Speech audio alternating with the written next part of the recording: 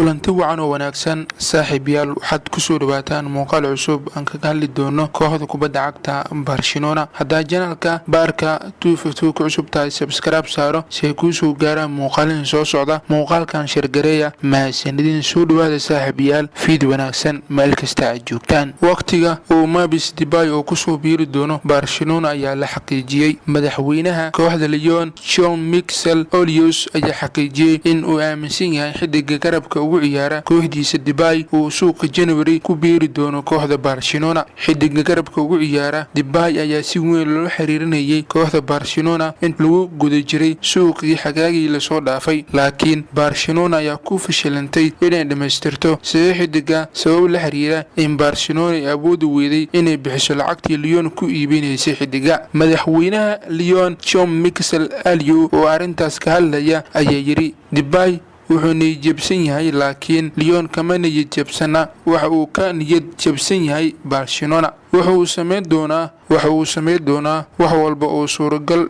gali doono inuu ka ciyaaro Barcelona marka la gaaro suuqa, ayuu hadalkiisii raaciyay. لاعبka kooxda Barcelona iyo xulka Spain Ansu Fati ayaa loo magacaabay لاعبka bisha horyaalka La Liga dalka Spain. Ansu Fati ayaa 4 kulan u ciyaaray kooxda Barcelona xilli ciyaareedka cusub 2020 iyo 2021, 3 gool oo u dhaliyay iyo hal caawin oo sameeyay. Ansu Fati ayaa loo magacaabay xidiga bisha December ee horyaalka La Liga dalka Spain. sida wararka sheegayaan, kooxaha Barcelona, Chelsea iyo Real Madrid ayaa ku tartamaya saxiixdiga ka tirsan kooxda Bayern Munich ee David Alaba. warshadaha Sports 1 ayaa warinaya in Barcelona iyo Chelsea iyo Real Madrid ay ka mid yihiin kooxaha safka hore ugu jira saxiixdiga David Alaba xagaaga soo socda. ciyaaryahan daafac ugu ciyaara haatan kooxda Bayern Munich ayaa qandaraaskiisa ka dhacaya bisha June, wuxuuna ilaa haatan uu diiday inuu u saxiixo qandaraas cusub kooxda Bayern Munich. sidaas darteed wuxuu wadahadal la yeelan karaa kooxaha